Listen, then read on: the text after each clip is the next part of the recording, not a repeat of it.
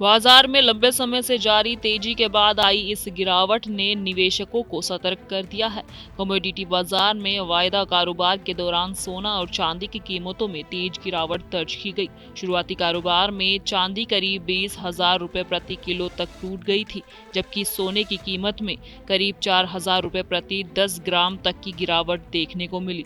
हालांकि कुछ समय बाद दोनों कीमती धातुओं में आंशिक रिकवरी जरूर हुई, लेकिन शुरुआती गिरावट का असर पूरे दिन बाजार पर बना रहा।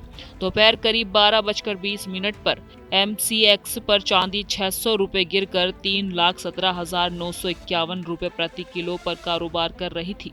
वहीं सोना 400 रुपए की गिरावट के साथ 1,60,029 रुपए के स्तर पर पहुंच गया। जहां एक तरफ सोने और चांदी की कीमतों में हल्का सुधार देखने को मिला, वहीं ITF में गिरावट बनी रही। इंट्राडे के दौरान टाटा सिल्वर ITF करीब 25% तक टूट गया था, जो बाद में संभलने के बावजूद करीब 13% की गिरावट पर कारोबार करता नजर आया। सिल्वर 20 ITF में भी लगभग 8% की कमजोरी दर्ज की गई और ये 285 रुपए के आसपास ट्रेंड करता दिखा। गोल्ड 20 ITF में भी करीब 8% की गिरावट रही, जबकि टाटा गोल्ड ITF लगभग 9% टूट गया। इसके अलावा HDFC, ICICI और SBI जैसे बड़े फंड हाउस के गोल्ड और सिल्वर ITF भी 8 से 9% तक लुढ़क गए। ट्रंप के इस बयान के बाद वैश्विक शेयर बाजारों में मजबूती देखने को मिली। जैसे ही निवेशकों का भरोसा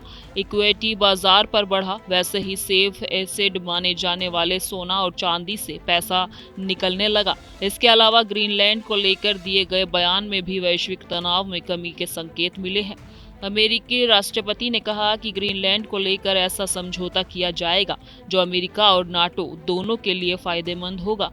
हालांकि उन्होंने ये भी माना है कि अगर ग्रीनलैंड पर कब्जे जैसी कोई कार्रवाई होती है तो इसका असर यूरोपीय देशों के निवेश पर नकारात्मक पड़ सकता है।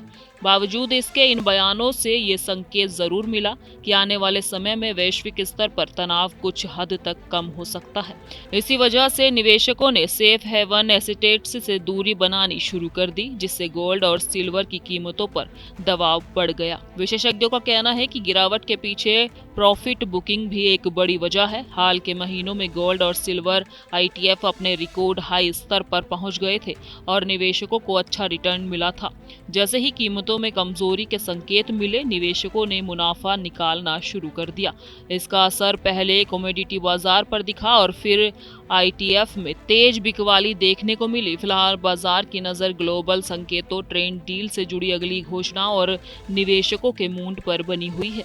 अगर अंतर्राष्ट्रीय स्तर पर तनाव और कम होता है तो सोना चांदी पर दबाव बना रह सकता है, जबकि अनिश्चितता बढ़ने की स्थिति में इनमें दोबारा तेजी लौटने की संभावना से भी इनकार नहीं किया जा सकता।